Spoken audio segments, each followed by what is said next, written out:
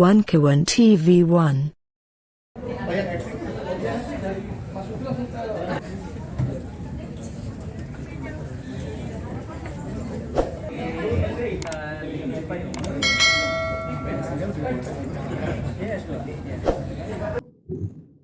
Kita akan menyusuri acara ini. Nanti acara pokoknya di sini sudah banyak yang nanti akan memberikan kesaksian dan juga memetik hikmah dari kehidupan seorang Rizal Ramli. Bapak Ibu rekan-rekan sekalian, seperti telah kami katakan tadi, ini adalah satu kehormatan bagi para Madinah ya pastinya. Para Madinah ini didirikan oleh Profesor Dr. Nur Faris Majid atau Cak Nur yang memberikan kepada kami ini nilai-nilai yang harus kami pelihara, yaitu nilai keislaman, keindonesiaan, dan kemodernan. Jadi Cak Nur mempromosikan Islam yang inklusif, yang dia satu tarikan nafas dengan keindonesiaan dan kemodernan.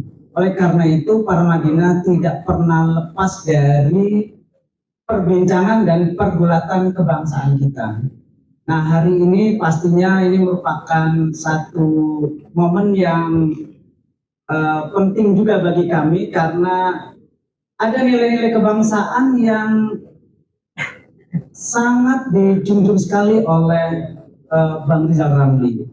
Dan ini sangat selaras dengan nilai-nilai kepemimpinan yang telah diwariskan ya di Universitas para Madinah.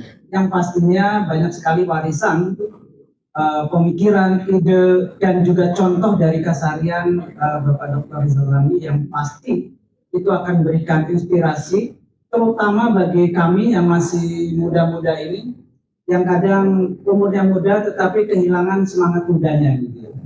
Nah ini saya pikir Bang Hariman dan Bapak Ibu sekalian yang nanti hadir di sini, saya pikir itu akan menyuntikkan semangat semangat untuk setia pada nilai untuk menjaga keindonesiaan kita. Baik. Selanjutnya saya ingin menyetir sedikit seputar Bapak Dr. Rizal Ramli yang pasti ini adalah salah satu tokoh yang menjadi top of mind dari bangsa kita ya ketika kita bicara tentang bagaimana menyuarakan ide-ide kebangsaan secara terbuka gitu ya. Karena banyak sekali sebenarnya para intelektual di kampus, di ruang-ruang diskusi yang selesai di ruangan saja gitu. Tapi Bang Rizal kemudian menyodorkan ide-idenya itu ke ruang publik dan tidak semua bisa melakukan ini. Dan saya pikir salah satu jasa terbesar dari Bang Rizal Ramli adalah ini karena konteksnya para Madinah agak-agak keislaman ya Bapak Ibu. Itu menggugurkan salah satu kewajiban kifayah kita. Jadi fardu kifayah dalam Al-Quran disebutkan wal takum minkum ummatun yad'una ilal khair wa ya'muruna bil ma'ruf wa yanhauna 'anil munkar. Jadi selayaknya kata Allah itu harus ada sebagian dari kalian. Jadi sebagian, tidak semua memang. Sebagian dari kalian yang menyuarakan kebaikan, amar ma'ruf dan nahi munkar. Dan persis itu yang dilakukan oleh Bapak Dr. Rizal Ramli yang artinya itu menggugurkan kewajiban kifayah, kewajiban kolektif kita. Dan itu menjadi prasyarat bagi kehidupan masyarakat, kehidupan peradaban, yaitu bahwa di satu masyarakat itu harus ada penyeimbang. Penguasa nggak boleh berjalan sendiri ya, harus ada penyeimbang sehingga kemudian masyarakat itu menjadi harmoni dan terjaga betul-betul mengimplementasikan nilai-nilai dalam konteks Indonesiaan. Janji-janji kemerdekaan itu bukan hanya tertulis tetapi juga terwujud dalam kehidupan sehari-hari. Insya Allah, amin ya rabbal alamin. Sekedar pengantar Bapak Ibu sekalian, selanjutnya untuk acara akan dikawal langsung oleh Mas Dipo ya. Akan dikawal langsung oleh Mas Dipo. Sekali lagi selamat berdiskusi, selamat mendapatkan inspirasi pada acara ini. Bila ada hal-hal kekurangan dari kami, mohon maaf. Semoga kita semua terjaga untuk setia pada nilai-nilai kebangsaan yang selalu kita coba wujudkan dalam keseharian kita. Bismillahirrahmanirrahim. Terima kasih. Assalamualaikum warahmatullahi wabarakatuh. Silakan Mas.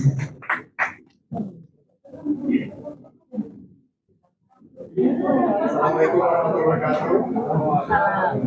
Mungkin saya singkat aja. Pertama saya mau mengucapkan banyak terima kasih ke Bung Herdi, Mas Arief, dan kemudian semua yang berpartisipasi dalam acara ini.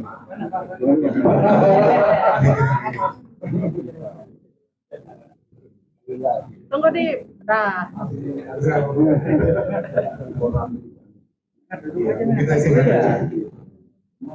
Jadi buat kami sekeluarga, Rizal Ramli itu pahlawan, idola, dan benar-benar teladan untuk kita semua.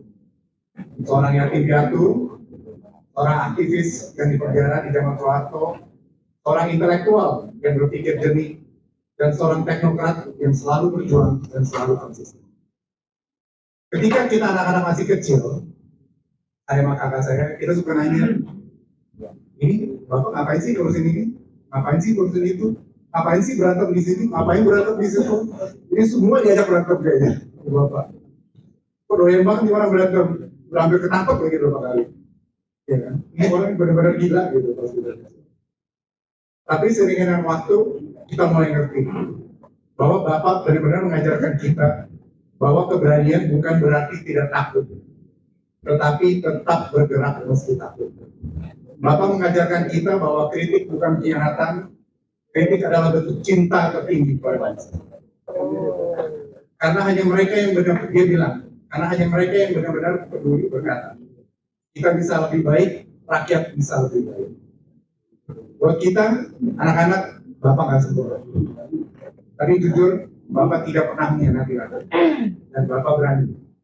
Buat kita sekeluarga, tidak ada orang yang lebih berani daripada Rizal Ramli. Ketika baru menikah, saya dan istri saya sekeluarga makan sama kakak saya. Saya pas itu baru dapat promosi kerjaan di bank. Ya, kakak saya juga baru dapat sesuatu, istri saya mau wisuda. Tapi pas kita cerita, istri saya nanya, Bapak kayak nggak bangga ya? Kita mau mencapai itu. Setelah dia cerita, akhirnya kita tanya, Bapak bilang, tidak penting seberapa tinggi pencapaianmu. Sukses itu adalah ketika pekerjaanmu dan waktumu bisa memberikan manfaat bagi banyak orang.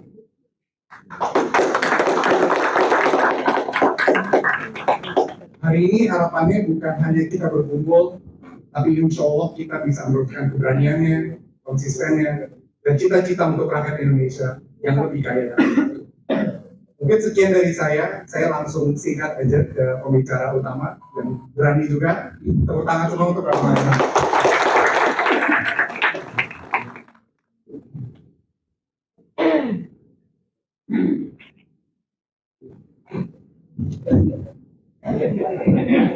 Assalamualaikum warahmatullahi wabarakatuh.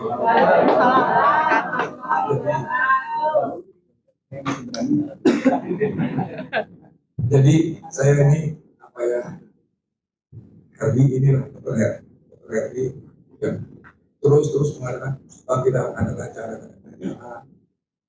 dan ternyata saya kira ini diselenggarakan sepenuhnya oleh para pimpinan, ternyata ini oleh Herdi dan Dr. Subki.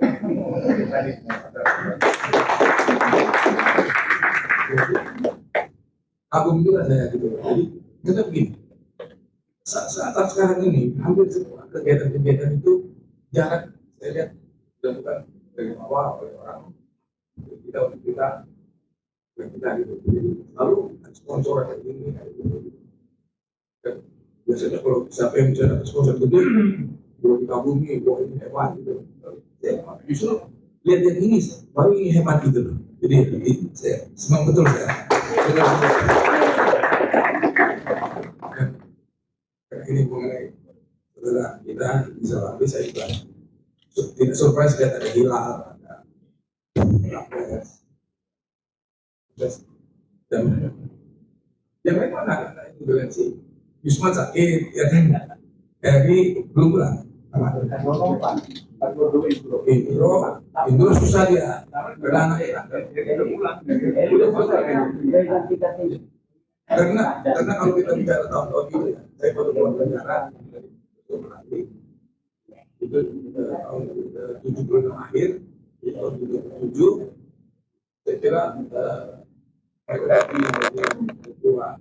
umur-umurnya ya tadi saya nggak tahu itu ada perempuan yang itu ada Yusman, ada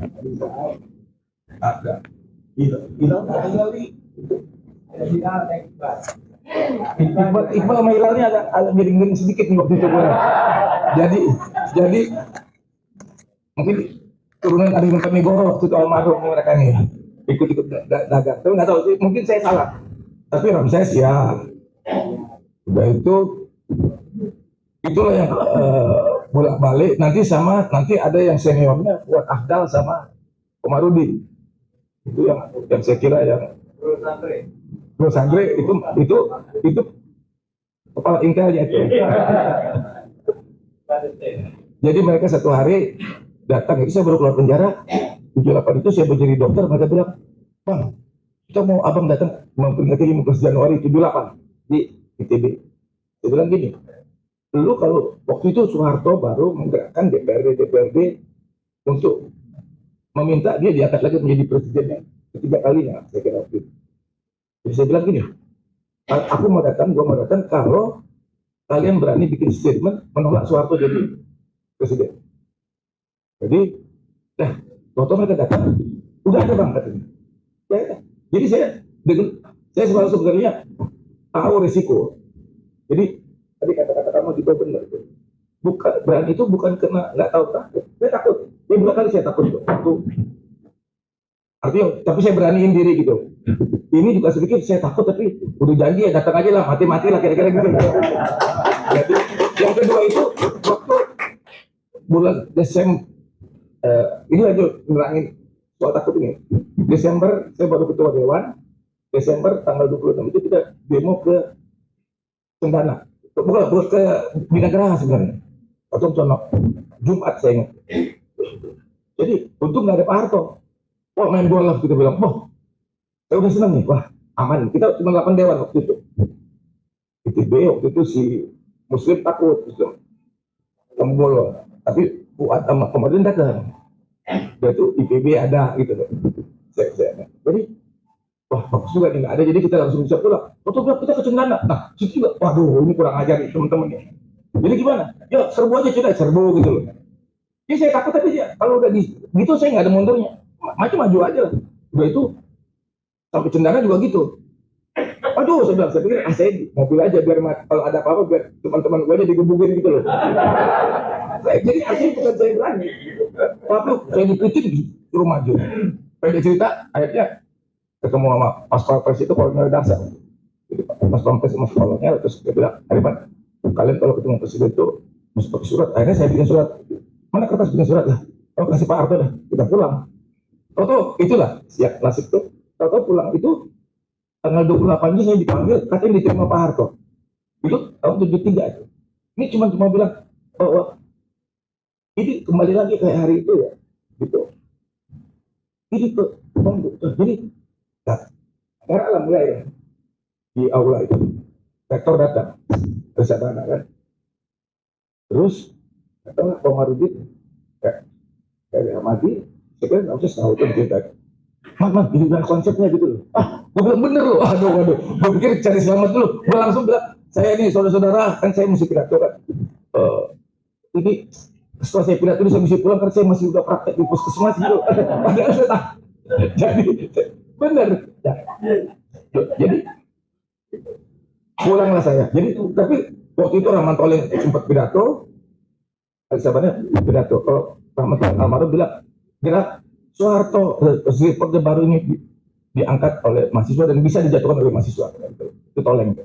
Oh, cocok nih dia bilang. Nah, Profesor Ali Sabana cuma bicara, kita hati-hati, jangan sampai dua pelanduk berkelahi. Biasalah kalau profesor kan. Ya. Jadi, nanti setelah pulang itu, nanti kalau nenek cerita tuh, saya tuh dihubungin tanggal 18 oleh dari 5 kepala bakin, Pak Yoga nggak ada, kalau semua waktunya sama itu stafnya kata, Pak ada apa di Bandung itu gitu.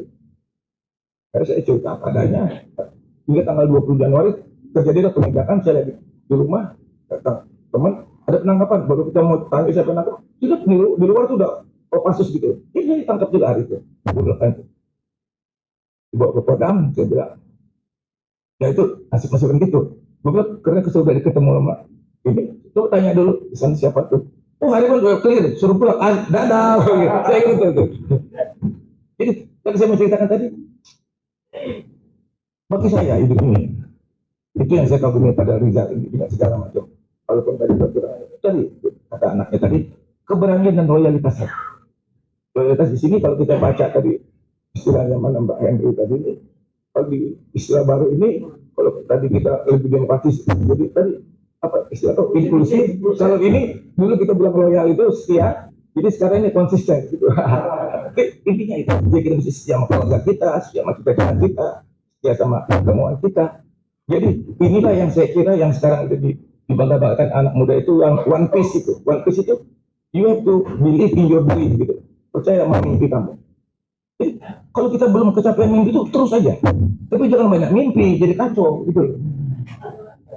Jadi kalau saya itu makanya saya bilang, saya mimpi saya itu jadi dokter. Ya, sampai sekarang dokter yang benar itu nggak sampai. Jadi hidup saya ini kacau terus. Belum sampai mimpi saya. Saya itu bayangan saya waktu saya pilih dokter itu, saya diterima di ITB 3 hari. Ini cuma pernah masih Andi. Saksi hidup Andi, cambuk Pak Harto. Dan waktu itu Cina-Cina kita di skor setahun sama mereka nih. Jadi saya pikir jadi dokter ibu gitu. Tapi ternyata ya sampai sekarang jadi dokter tapi nggak pernah praktek. Jadi kalau saya ketemu teman saya, lu hebat lu, dia lu yang hebat, mas enggak, lu yang hebat gitu loh. Karena mereka praktek bener gitu. Karena itu ya kalau kita lihat ya, apa yang kita bicarakan mengenai Rizal Ramli hari ini sudah mengenai itulah, mengingatkan kembali kepada anak-anak muda bahwa you hebat, kamu bisa punya mimpi. Kalau sekarang anak muda sekarang mimpinya jelek, termasuk anak saya, aku mau jadi menteri, aku mau jadi presiden. Mati gua, siapa yang ngajarin lu mau jadi gituan? Heran gua. Kita kan mau jadi sesuatu yang berguna tadi dikatakan tadi. Tapi bahasa itu nggak keluar lagi di antara pergaulan kita ini. Kalau cek anak-anak muda sekarang, cek cucu-cucu kita, mereka nggak keluar lagi. Ngabdi, berkorban untuk orang, nggak ada tuh. Jadi saya juga makin hari makin kesepian karena gitu. Ketemu bursa dikit-dikit ngomong politik terus. Dalam hati gua, udahlah politik itu gua tanya Pak Mahfud kan, kalau datang saya lagi 2 Agustus dia ngomong Madura. Terus dia pulang saya tanya, Gus dia ngomong apa? Dia bilang, Syahrim itu musuh, Gus. Enggak, itu saudara gua kata Gus. Gua ingat itu. Jadi itulah kayak orang kayak Gus Dur itu sangat itu apa ya? Dia apa ya? Dia kenal ini orang ya, kedua kenal dari dulu ya. Kita di mana bisa enggak apa-apa. Jadi saya sebenarnya pendek ini saya cerita panjangnya hanya untuk ceritakan hilang nih tadi the dream anak muda. Jadi kalau sekarang ketemu orang, gue mau jadi ini tadi udah ada yang bilang Purbaya ini bisa jadi wakil presiden. Tanya dulu dia, jangan-jangan dia nggak mau jadi gitu, kayak Purbaya gitu. Tapi ini kita selalu datang Purbaya itu kalau punya nama dikit, masih jumlah satu lagi nih. Kamu masih punya mimpi juga, walaupun udah tua. Ya, kalau udah kecapean juga nggak apa-apa gitu. Tapi jangan lepaskan mimpi kita itu. Tapi kalau kita nggak punya mimpi, nggak punya tujuan hidup, saya kira kita akan nanti percayalah nggak guna umur panjang. Karena kita akan kacau. Jadi kayak anak-anak lagi. Jadi saya nggak akan ulang-ulang karena saya udah tanya ya. Paling gampang nanya sama ChatGPT ya. Jadi bilang kalau dia bilang hari ini kita tidak mengenal Kita tidak hanya mengenal soal ekonomi, tapi juga soal intelektual publik yang berani menyuarakan kebenaran. Bahkan ketika soal itu menghadapi badai, itu konsisten dia. Jadi Rizal bukan hanya pemilik ekonomi, dia udah centang berdaya moral, idealisme mahasiswa dan nasionalisme kreatif. Jadi apalagi kan? Itu latar belakangnya. Ekonomi tanpa keberpihakan hanya angka di pendirian rakyat. Ini sebenarnya adalah saya kira diadili oleh ini gitu. Waktu kita diadili oleh hari itu adalah ada petisi 24 Oktober. Kenapa 24 Oktober? Karena lebarannya 28 Oktober. Jadi kita nggak bisa bikin acara ini tanggal 28 waktu tahun 2003 itu. Jadi bikin 24 Oktober. Makanya sial kali. Kalau bisa dibacakan tanggal 28 nggak masuk penjara gua gitu, menang kayak gitu. Nah, jadi 20 Oktober di situ kita bilang pembangunan itu tidak hanya mengejar pertumbuhan semata. Karena ulang-ulang yang terjadi hampir 50 tahun lalu. Pertumbuhan itu mengejar mengurangi kemiskinan, pemerataan, keadilan. Itu seperti di Oktober. Tapi kalau kita ingat itu udah kayak Al-Quran lama tadi. Udah orang nggak ingat. Sekarang ada inklusif, ada apa, ada apa. Kalau kalian sekarang juga ada. Kita lihat, karena saya nggak ngerti. Yang menurut saya gini, ya saya bilang tadi tidak punya mimpi tadi, termasuk juga jangan-jangan presiden kita ini punya mimpi gitu loh. Mimpi jadi presiden atau jadi presiden. Ini juga soal lain lagi jadinya gitu loh. Kita nggak ada. Karena dia lah yang gerakan kita semua gitu loh. Dia lah panutan. Jadi saya pernah tanya Pak Ali Abi Almarhum, Ali gimana sih?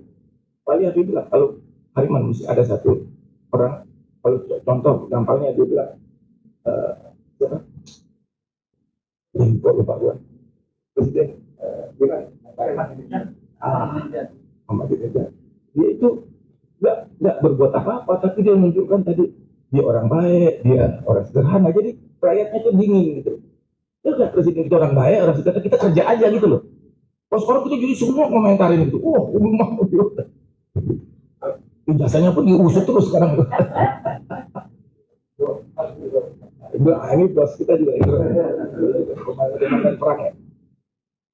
Jadi saya kira jangan bertanya-tanya. Jadi bagi saya, kalau kita bicara Rizal Ramli ini, beliau Bapak itu almarhum juga ini cita-cita yang walaupun dia kecapean dia kejar, dia percaya itu. Jadi saya kalau ketemu saya selalu bilang, itu selalu senang benar ngomong itu. SBY beginilah, semua presiden nggak benar di mata Rizal. Cocok sama saya itu. Nggak ada yang benar. Jadi kalau siapa yang benar, paling yang benar satu. Nah ini si Hilal ini suka terus kalau Gus Dur itu ngomong Hilal cerita katanya si Rizal Ramli terus katanya waktu dengar orang Arab ngomong di sana nggak ngerti dia amin tadi itu orang ngomong gitu PKI sama gue bilang brengsek Rizal karena saya itu kalau pagi sama Gus Dur itu orang takut terus kita bercanda aja enggak gitu jadi ceritanya gitu lah. Jadi Pak Mahfud juga ada di situ juga kan suka. Kalau simak lihat kita langsung lari dia. Waduh ada si Ariman kita. Pasti jelek-jelekin gua melulu. Jadi itu aja dari saya. Jadi saya kira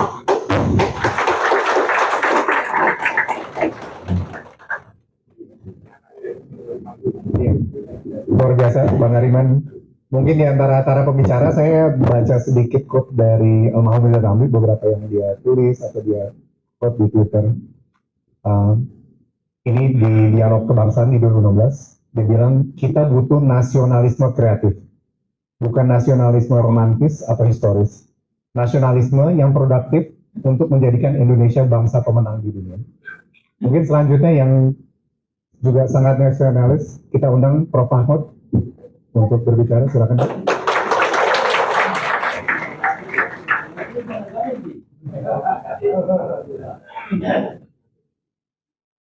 Assalamualaikum warahmatullahi wabarakatuh.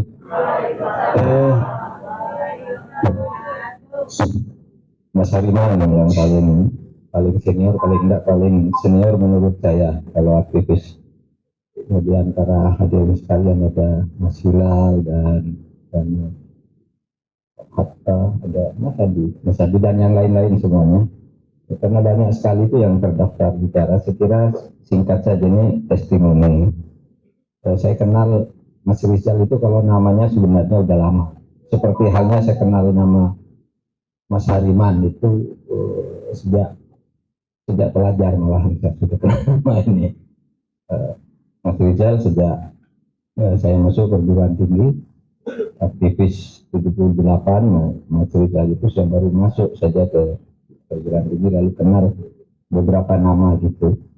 Nah sekarang ini kalau kita lihat perjalanan hidup Mas Rizal Ramli, rasanya kita kehilangan sumber energi yang bisa mendorong kita untuk terus menjaga Indonesia ini menuju arahnya yang tepat. Karena selama saya kenal Mas Rizal itu semangatnya tidak pernah turun untuk selalu menjaga Indonesia, menjaga kejujuran, menjaga kelurusan para pemimpin gitu. Beliau orang yang menurut saya paling berani, tidak pernah takut gitu. Nah mungkin saya sama dengan Mas Rizal, tidak pernah takut kepada siapapun, tetapi lelah juga. Lelahnya itu sekarang itu orang tidak ditakuti, semakin tidak peduli. Coba sekarang ini ada tadi Mas Indro Cahyono gitu, katanya nggak hadir di sini karena apa? Oh ada. Selamat Mas, saya kenal juga udah lama Mas Indro Cahyono, ketika zaman awal-awal pemerintahan Gus Dur bersama Hilal gitu. Jadi saya dengar putranya ini terus diproses pengadilan karena demo, dan itu tidak diumumkan ke publik ya, nggak ada yang tahu. Dulu itu polisi itu kalau memproses orang itu selalu terbuka akses untuk diberitakan. Sekarang diproses secara diam-diam, sehingga protes-protes gitu itu akan bisa sulit muncul. Dan kalau ada Mas Rizal yang seperti ini pasti berteriak, masa ada proses pengadilan begitu. Sama kasus pagar laut juga, ini yang ramai sejak bulan Agustus sampai beberapa bulan kemudian. Itu kan kata jaksa ini korupsi, kata polisi bukan, terus bolak-balik gitu, tidak ada kabarnya. Sekarang tiba-tiba sudah diadili di Banten, Pengadilan Negeri Banten. Kita tidak ada yang tahu, tiba-tiba ada berita pengadilan kasus pagar laut di Banten. Tersangkanya cuma 4 orang kecil, 1 Arsin, Lurah Kohot, padahal penjarahan laut ini mencapai 16 desa, sedangkan dia hanya 1 kepala desa. Masa yang tersangka 1 meliputi 6 kecamatan, lalu sekretaris desa ditambah orang yang dianggap mafia tanah kecil-kecilan gitu. Nah itu kita tidak dengar, sehingga semua yang ramai-ramai dulu seakan-akan bisa hilang dengan cara itu. Mahasiswa sekarang sudah tidak seperti zaman Mas Rizal Ramli, zaman kita dulu ya, bisa berorganisasi dengan bebas, pendapat dengan bebas. Sekarang dipecah. Kalau ada satu yang kritis, dibuat tandingan agar bertengkar di antara mereka sendiri. Sekarang ini kalau ada gerakan-gerakan besar itu tidak melalui rencana-rencana rapat-rapat kayak dulu. Sekarang ini organik saja sebenarnya. Lalu tiba-tiba membesar itu karena rakyat sudah marah, lalu membesar secara luar biasa tanpa satu rencana-rencana yang seperti dulu, dirapatkan di sana, dirapatkan di sini gitu. Sekarang enggak, harus organik, dan kadang-kala itu betul juga ditumpangi mungkin. Nah, saudara sekalian, dan sebab itu kita ini perlu mencetak, memperbanyak orang yang seperti Rizal Ramli, agar kita ini yang ya ada beberapa di sini tapi masih terlalu kesepian. Banyak sekarang orang yang takut, banyak orang yang dibungkam sekarang ini. Coba apa-apa yang sekarang muncul sebagai isu kereta api cepat, isu Pertamina, isu apa dulu kan sudah diteriakin oleh Mas Rizal Ramli. Dulu hanya Mas Rizal Ramli atau Mas Rizal Ramli sebagian kecil dari yang berteriak itu sudah beberapa tahun kemudian meledak seperti sekarang. Ya karena dulu sudah diingatkan tapi tidak mau juga gitu. Mas Rizal juga dulu yang pertama kali saya kira berbicara istilah demokrasi kriminal. Belum ada orang bicara mempersoalkan model-model demokrasi kita yang sebenarnya. Nah, kalau teorinya itu kan demokrasi prosedural, demokrasi formal, bukan demokrasi substansial. Mas Rizal sudah mengatakan demokrasi sekarang ini demokrasi kriminal. Apa demokrasi kriminal? Tindakan-tindakan kriminal itu diputuskan melalui lembaga-lembaga demokrasi. Itu dulu diskusi saya dengan Mas Rizal Ramli di PP Muhammadiyah. Jadi Anda mau buat kejahatan gitu, kan tidak boleh melakukan kejahatan. Dibuat aja melalui DPR, buat undang-undangnya dulu. Agar kejahatan itu menjadi sah. Sehingga korupsi-korupsi itu diberi pintu oleh DPR. Melalui pasal-pasal tertentu kamu boleh melakukan ini. Bahkan pasal-pasal undang-undang itu bisa dibayar. Saya pesan pasal ini ya, agar nanti saya bisa memakai ini untuk kolusi atau menggarong kekayaan republik di sana dan sebagainya. Itu dulu Mas Rizal bicara demokrasi kriminal dan banyak hal lagi. Istilah pepeng, penguasa dan penguasa merangkap pengusaha, itulah oligarki yang kita ramai sekarang. Itu Mas Rizal dulu bicara pepeng. Negara ini diatur oleh pepeng, makanya tidak pernah beres. Siapa tuh pepeng? Penguasa yang merangkap pengusaha. Tidak pernah beres. Dan Mas Rizal juga yang berani berteriak ketika ada di dalam pemerintahan tentang apa yang terjadi di tubuh pemerintahan itu sendiri. Nah itulah sekarang kita kurang orang seperti itu. Dan di dalam sekarang pada diam, pada takut gitu. Untuk menyatakan bahwa seharusnya begini, seharusnya tidak ada sekarang. Nah, itulah Mas Rizal Ramli yang kita kenal. Dan di dalam buku ini saya menulis Mas Rizal itu bukan lawan politik, karena dulu kan pernah orang menyebut itu Rizal Ramli itu lawan politiknya Pak Mahfud, karena saya pernah karena berpolemik tentang satu hal itu lawan politik. Saya bilang enggak pernah saya jadi lawan politiknya Mas Rizal, karena seperti kata Mas Dipo tadi, bagi Mas Rizal kritik itu penting kan gitu kan, sehingga saya kritik dia kritik saya, sudah itu ngajak minum kopi sering ke rumahnya tuh minum kopi Mas Rizal Ramli, ngajak maka apa sarapan pagi bersama Mas Hilal yuk ke sana gitu apa gitu, sering sekali. Jadi itu pesan saya dan kenangan saya tentang Mas Rizal, karena masih banyak yang akan bicara, saya sampai segini saja. Terima kasih. Assalamualaikum warahmatullahi wabarakatuh.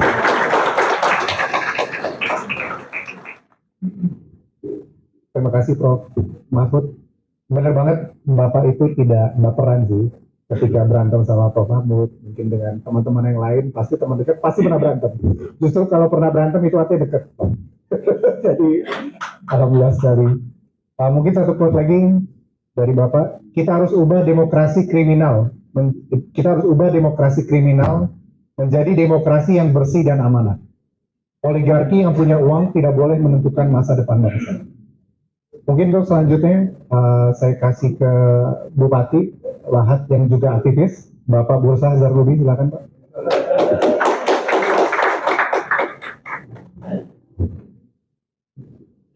Assalamualaikum warahmatullahi wabarakatuh. Saya mau cerita sisi lain dari yang ceritakan Bang Ariman, Pak Mahfud. Saya ini generasi yang beruntung. Kenapa beruntung? Sahabat saya berlapis-lapis.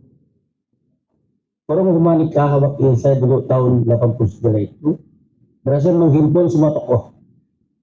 Dari tokoh 45, 66, 70, 80 sampai sekarang. Tapi organisasi berubah namanya PGK yang sekarang. Jadi saya kenal semua tokoh-tokoh, tapi Bang Hatta itu. Saya ketemu di rumah Bang Ali Sadikin. Juga petisi. Akibat saya ikut kongres HM di Padang, keluar Tempo, Bursa ini anggota petisi 50. Suara ambruk tahun 90. Itu nggak apa-apa. Tadi kan bagian dari kita berjuang. Nah, saya dengan Bang Riman juga cukup lama. Bang Rizal 93 awal waktu dia di Kartika Chandra. Itu ada Ariman, ada Laksamana, itu nih ditambah. Kemudian saya masih ingat sekretarisnya Adinda Una waktu itu. Belum dulu waktu itu. Saya panggil masih saudara teman saya di Lampung, orang Lampung. Jadi saya kenal dekat sama Bang Rizal. Saya sering diskusi sana dan sering juga diskusi di Humanika Dinda. Nah, Humanika itu ya isinya ya Bang Ariman, Bang Ilda udah jadi orang loh. Ini Bang Sayyidi Asakri, ini Pak Indro Cahyono, Heri Hamadi, ini pemberontak semua. Tapi udah ada yang sadar sekarang. Nah, saya dengan Bang Rizal lama sekali. Dan memang saya banyak kenal juga pikir-pikir ekonomi dia yang cocok sama saya. Pertama, kalau dia sudah ngomong keadilan tuh rasanya kuat, menggebu-gebu. Saya juga, karena yang belum selesai kita ini, ya, soal keadilan Pak Mahfud. Ya. Saya jadi bupati, saya menduduki kelapa sawit yang nggak ada hadir 30 tahun. Saya mengatakan, inilah semerawutnya negeri. Ada 30 tahun kebun kelapa sawit ribuan hektar nggak punya HGU. Habis hasilnya kan, saya bilang ini untuk negara. Kamu silakan masukin, silakan saya tanggung jawab. Kemudian mati. Karena aparat masuknya suka kita hadapi. Saya ingin jadi bupati kayak gitu Pak mati. Tapi pusat tidak bergeming membela rakyat seperti ini. Akibat 30 tahun Pak Mahfud ya, kemiskinan di mana-mana, tanahnya dirampas oleh senyawa para konglomerasi. Nah, saya nggak ada pengalaman saya sebagai aktivis, saya ini banyak guru, Bang Hariman, Bang Rizal, masih Cil, ya, kadang-kadang on off dengan Bang Cil ini. Raman Toleng itu sering betul saya ketemu sama Raman Toleng. Apa Jumhur? Kita bertemu di Humanika, Raman Toleng. Indro Cahyono dan sebagainya. Nah jadi saya paling beruntung dari orang-orang yang generasi yang lain. Saya ketemu Pak Sumitro Bang di Manika Bang, Jenderal Sumitro. Saya ketemu Alisa Dikin. Ketemu ke-66 ada Eki, ada Bang Fahmi Idir dan seterusnya. 70 ya Bang Ariman lah komandannya.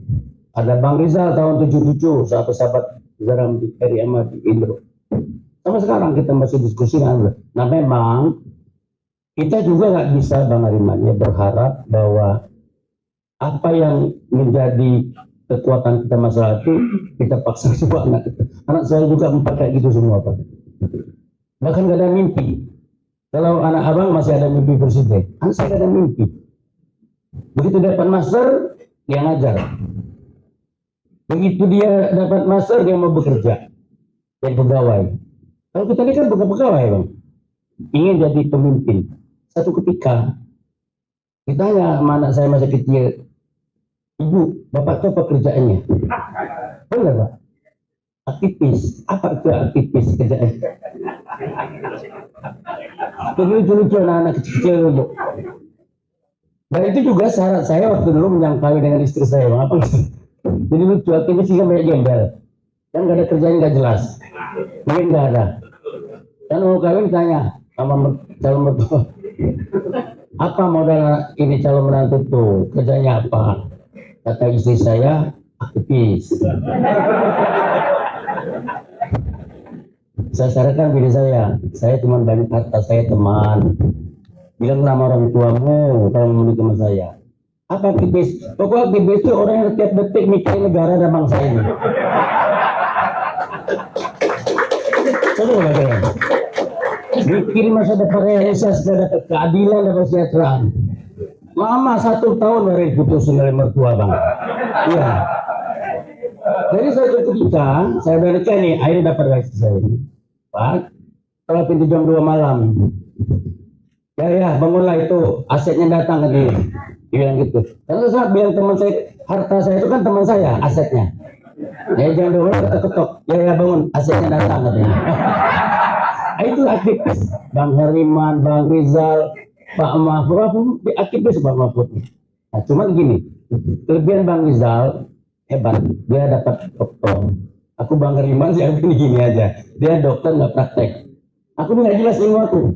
Nah, belajar dari Bang Rizal udah berikut aku ngoceh. Dapat Bang Riman ngoceh, keberanian Bang Riman lah. Ketemu Indro ngompor-ngompor mulu. Bang Hatta juga ilmu-ilmu tentang undang-undang 45. Ini filsafatnya Sayuti Asatri. Jadi itulah ilmu saya. Jadi saya menggabungkan, ketemu Jumur mulai ngompor-ngompor lagi. Jadi banyak. Jadi menurut saya singkat saja.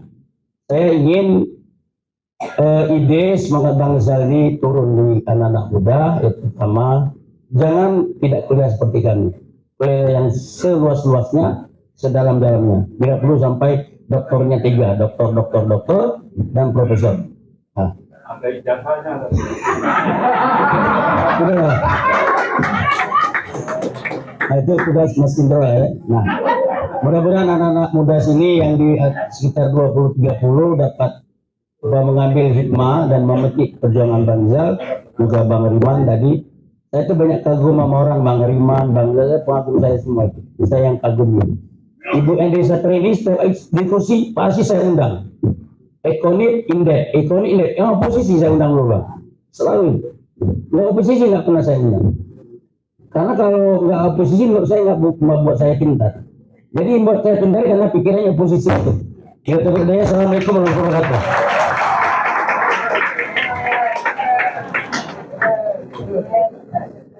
Luar biasa sekali nih Abang, jadi semangat kita. Moga-moga bupati-bupati tempat lain juga bisa seperti Abang ya, semangat untuk berjuang rakyatnya. Jadi satu quote lagi, bahaya penguasa yang merangkap penguasa, pengusaha yang merangkap penguasa, peng-peng. Di mana penguasa itu juga pengusaha yang menjalankan dua fungsi. Itu bahaya karena mudah disogok dan konflik kepentingan. Mungkin untuk selanjutnya saya panggil Mbak Bibit. Oh, belum ya, oke. Oh, ini kita ke ini Pak Indo, aktivis tahun 7778, sekeluarga benar-benar berjuang semua, masih ditahan. Lagi silakan Indo.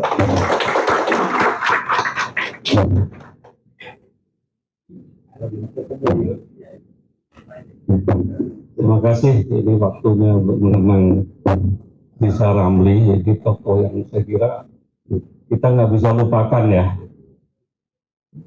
ketika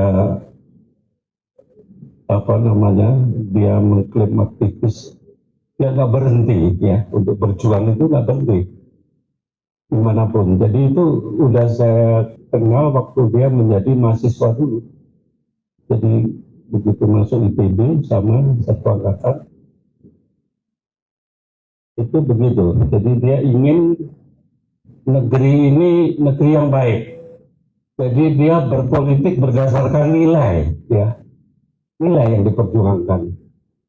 Oleh karena itu pada waktu itu jangan berhenti dong. Kita berjuang terus menegakkan nilai-nilai ini katanya kan. Saya ya menghasut dan terhasut juga ya. Saling garuk bungkung sendiri lah ya kan antara teman. Dan itulah yang saya lihat dari Rizal Ramli. Jadi dia punya need of achievement, ingin sesuatu itu jadi, dan lu kerja serius saja nanti bakal jadi. Saya tanya, bener gak ya kan? Karena zaman bisa berubah gitu loh.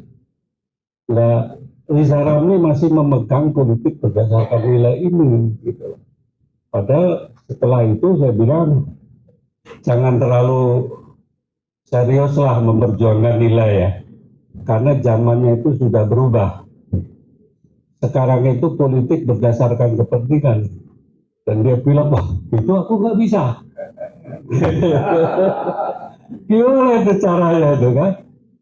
Nah disitulah dia gagal ya. Saya kira memasuki dunia di mana politik itu udah nggak berdasarkan nilai lagi.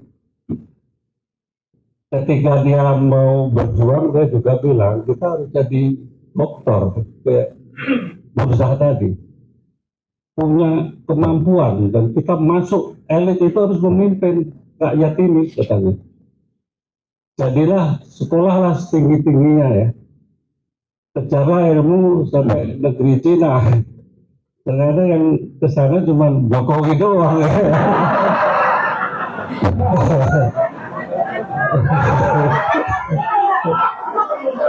Cina.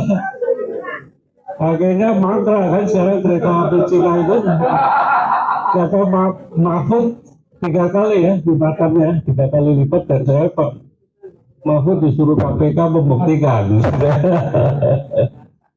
Nah itulah Risa Ramli. Jadi oleh karena itu bukunya banyak ya, masih ada ya. Bukunya sangat banyak, apa-apa dilihat dari buku. Saya bilang janganlah sekarang nggak pakai buku nih. Ijazah aja dibuat di pramuka.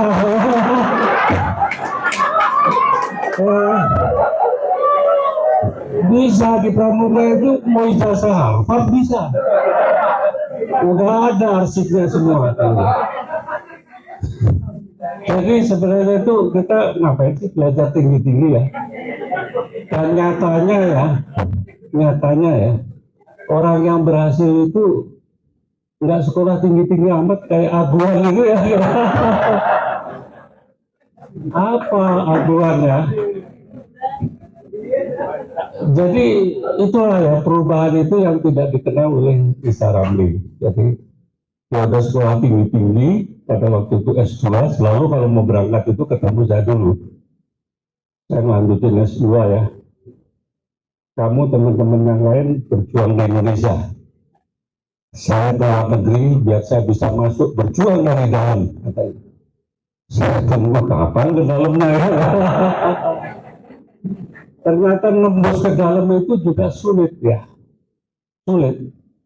Udah ke dalam, diajak rapat kabinet ya, Risa Ramli. Kerjaannya marahin JK aja. Menteri yang lain dimarahin tuh kalau ratas juga deh.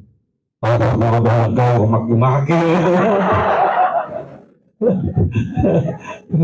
Padahal pada waktu itu zaman SBY itu pernah terjadi ya. Orangnya JK ya dulu ya. Orangnya SBY telepon saya.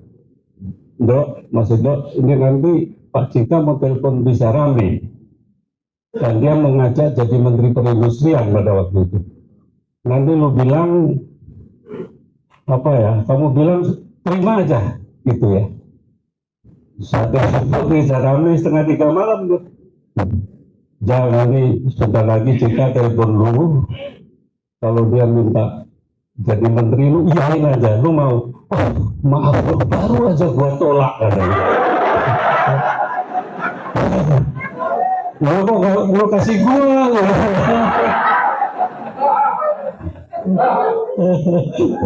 Ya, jadi saya pikir politik itu jangan dimulai dari ideal-ideal dulu lah. Jadi ekonomi ternyata nggak gitu-gitu amat ya. Saya kira nggak bisa sekarang ideal-ideal banget perjuangan nilai itu karena politik ini berdasarkan kepentingan. Saya belajarnya dari Bang Hariman ini. Nilai boleh-boleh aja ya ditaruh di kepala kita. Tapi kalau udah berjuang, udah mau masuk berpolitik itu tinggalkan nilai dulu sebentar. Baru nanti masuk lagi gitu ya. Kalau bisa ya. Jadi berat ini perjuangan kita tuh berat. Zamannya udah berubah.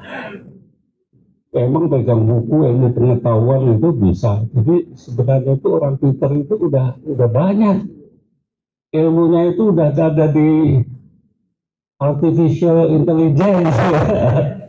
Jadi tinggal kita gimana kita memanfaatkan peluang-peluang ini ya. Terserah bagaimana akrobatnya ya. Kalau yang Jawa ya bolehlah berendam-rendam dulu ya. Sampai ya masuk angin lah kalau belum tentu dapat jabatan gitu loh.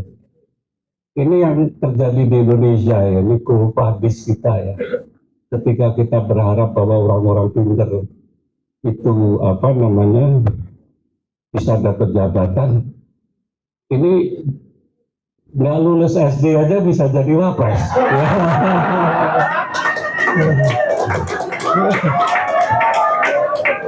Mana ijazahnya? Nggak ada, itu cuma bilang ini ke Singapura, ke Australia, shopping-shopping aja. Pulang-pulang jadi wapres. Kaget dia, ya kan? Saya kira ini kebanyakan ya, sedikit lagi ya.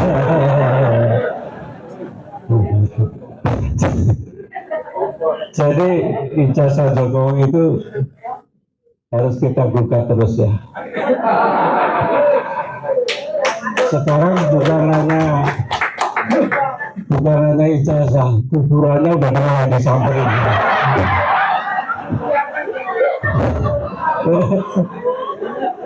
Belum ada bunkernya dipersoalkan Victor ya. Victor mana?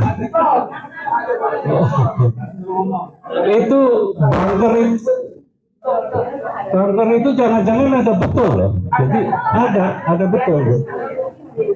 Jadi kita lebih baik jangan berjuang jauh-jauh sekitar bunker aja.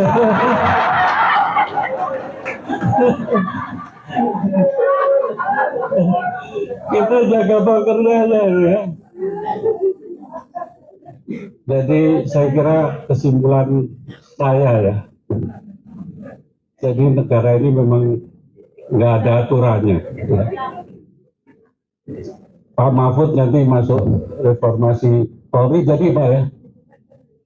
Oh, tapi kapan diumumkan dulu?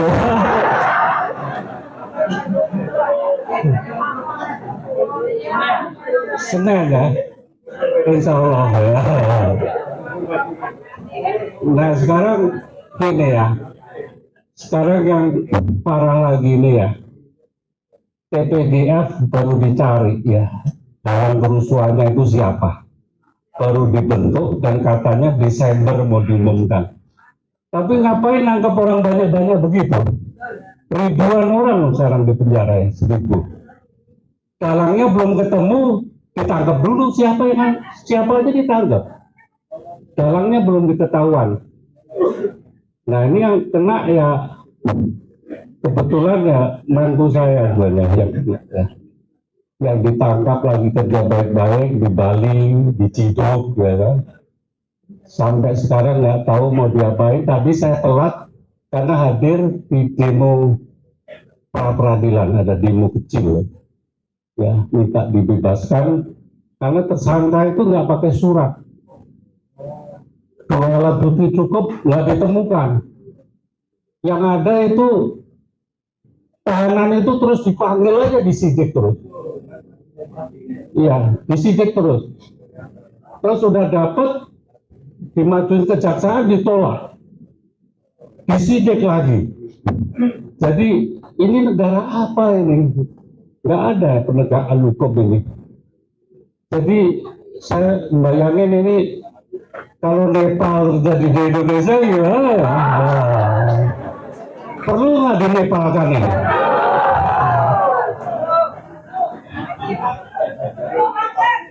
Menteri-menteri telanjang di Kali Ciliwung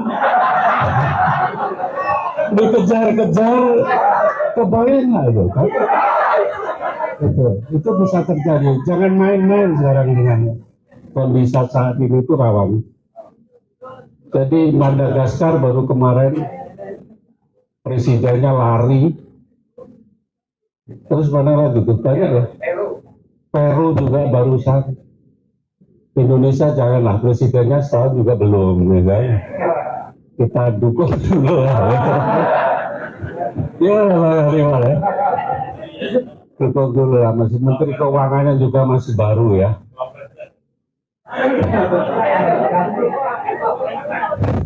Cuman nih si Asam Sulfon ini ya masalahnya. Fufu Fafa itu gimana sih dulu kok bisa jadi?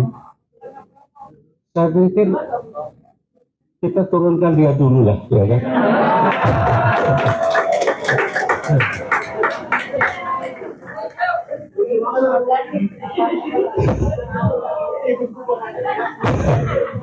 Loh kan memang nggak memenuhi syarat kan, nggak memenuhi syarat. Saya kira secara konstitusi kan itu nggak boleh ya Pak Mahfud ya. Kalau nggak sesuai dengan syarat, ya batal.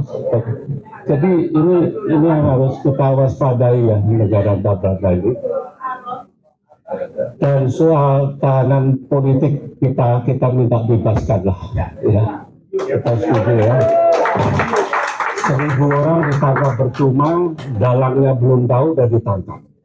Ya, saya kira itu ya dukungannya, dan juga mohon maaf ijazah Jokowi juga harus terus diusut ya. Ya, terima kasih atas kesempatannya. Ya.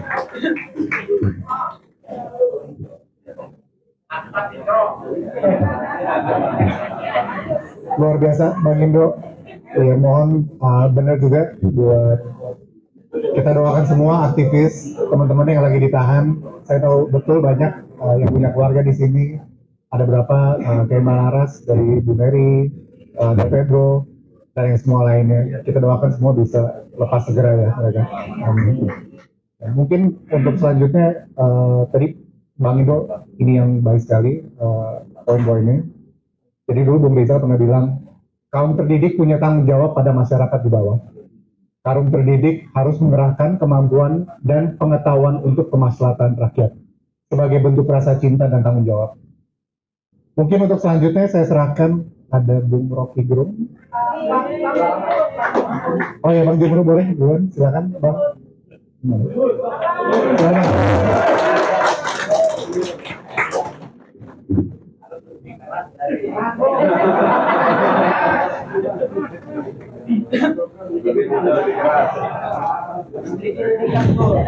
Assalamualaikum warahmatullahi wabarakatuh. Jadi waktu saya di Borgol sama temannya Pak Mahfud 2020, dan saya lihat video Bang Rizal marah-marah di TV1. Ini Kapolri lah kira-kira gitu ya. Ini anak-anak di Borgol ini nggak bakal kapok mereka itu. Saya tahu lah taktik, nggak akan kapok, ngapain di Borgol-Borgol seperti itu. Kata Bang Rizal seperti itu.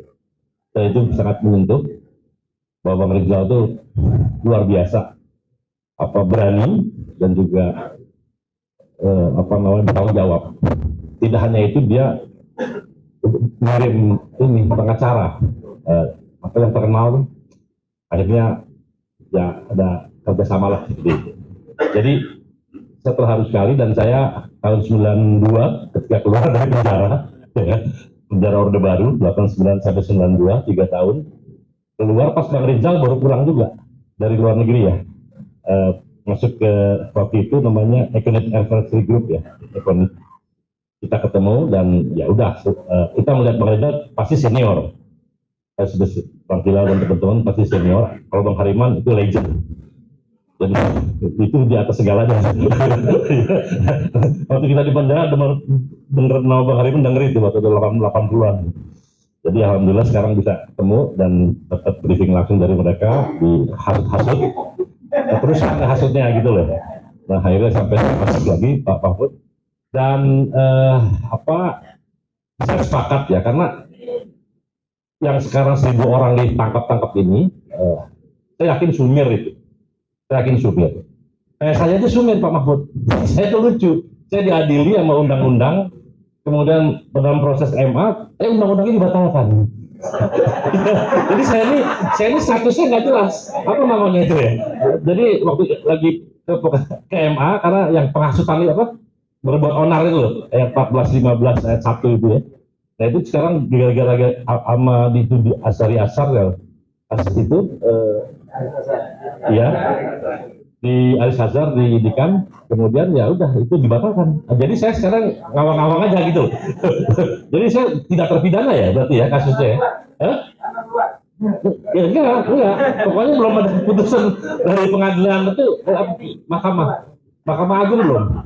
Nah kalau yang lain udah, ya Saganda sudah menjalankan, ya kan? Anton Purwana sudah menjalankan, karena udah inkrah. Nah, kalau saya lagi proses Mahkamah Agung, tiba-tiba itu dibatalkan. Nah jadi ya, dari kira-kira begitu. Jadi saya masih bersalah kira-kira ini kalau dia kotor nggak peduli gitu. Nah jadi intinya Bang Rizal banyak sekali memberikan inspirasi buat teman-teman gerakan. Saya kan selalu dan teman-teman di aktivis ya dengan buruh dan sebagainya. Dan termasuk Undang-Undang Cipta Kerja kita, dan itu terbukti Bang Rizal bilang nggak ada kapoknya. Saya begitu saya keluar dari penjara, saya diminta memimpin SPSI. SPSI itu organisasi yang jutaan anggotanya. Jadi kalau Bapak naik mobil Toyota, Honda, Moto, Yamaha, Daihatsu, ngerokok, Jarum, Sampurna, apa semua, itu yang bikin anggota SPSI. Jutaan jumlahnya. Saya mimpin itu sekarang. Dan sekarang setelah keluar dari penjara, betul, saya lebih galak dari yang sebelum-sebelumnya, tapi nggak berani nangkep. Gitu loh. Karena sekarang saya tangkap yuk, ayo gitu loh, kira-kira gitu. Saya pimpin sampai jam 12 malam, saya pimpin demo. Dan Bang Rizal, saya buat cerita, Bang Rizal pidato di depan banyak sekali manusia tentang Undang-Undang Cipta Kerja. Dan karena itu buat saya luar biasa lah sebagai Rizal, dan kita berbangga bisa bersama dengan beliau, dengan teman-teman semua, Pak Hariman dan lain-lain, dan mudah-mudahan panji-panji perjuangan untuk rakyat jelata keadilan kita terus panggil. Terima kasih. Bila ini saya bilang, Assalamualaikum warahmatullahi wabarakatuh.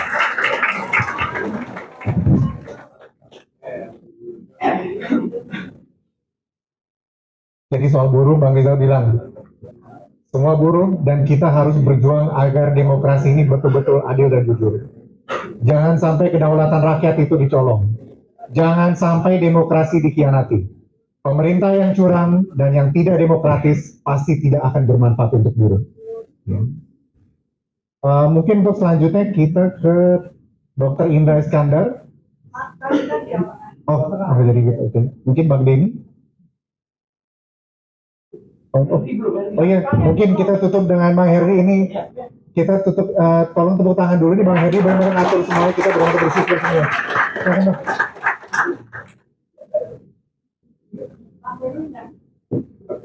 Bismillahirrahmanirrahim.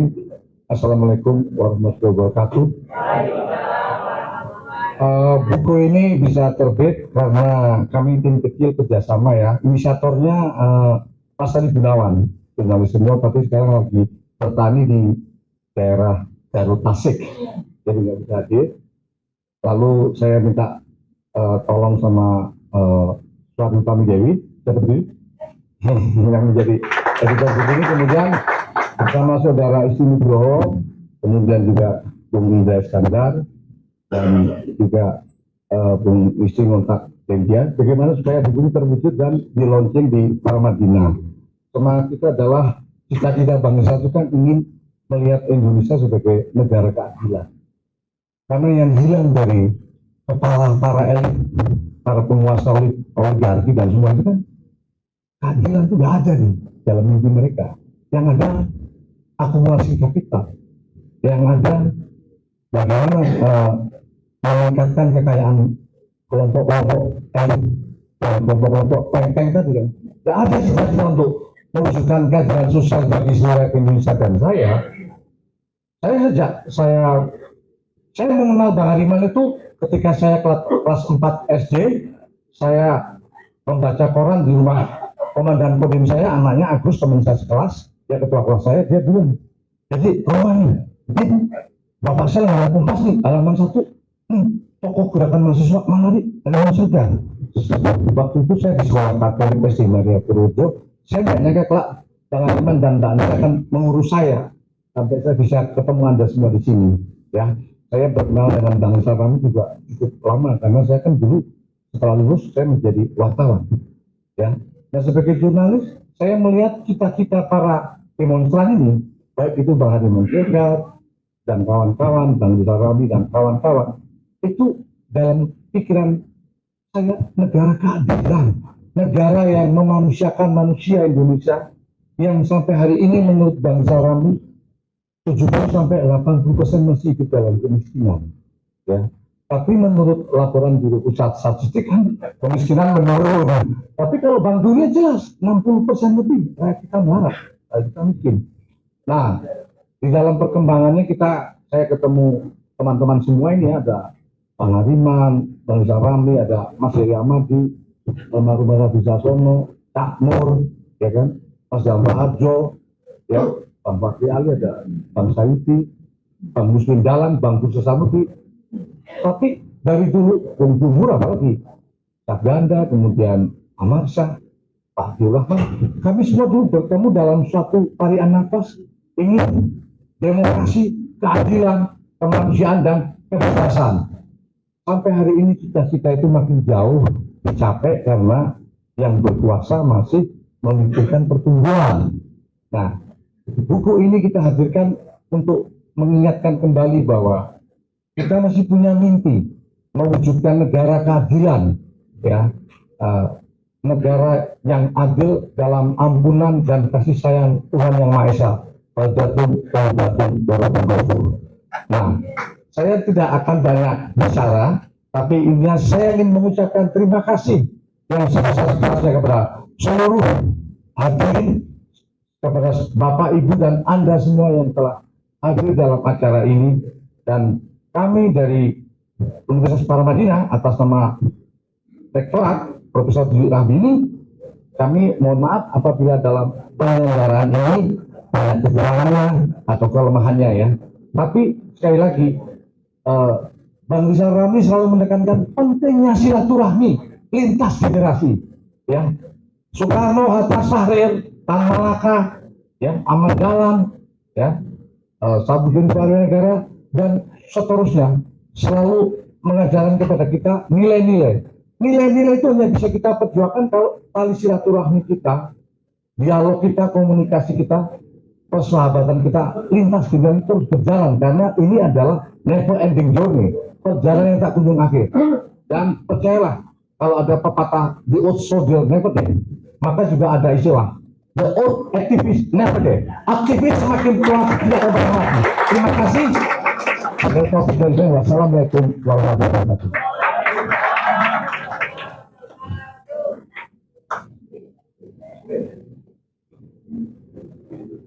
Tutup aja. Mungkin kita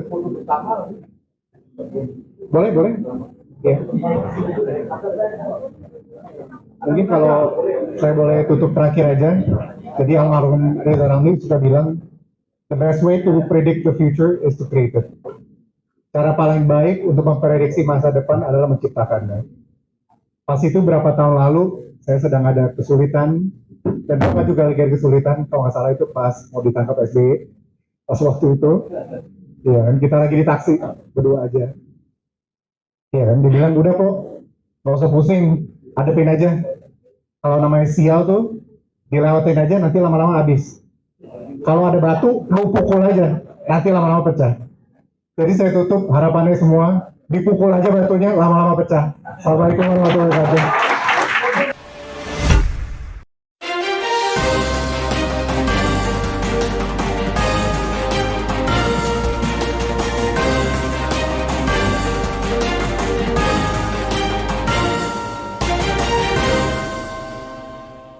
One Kawan TV 1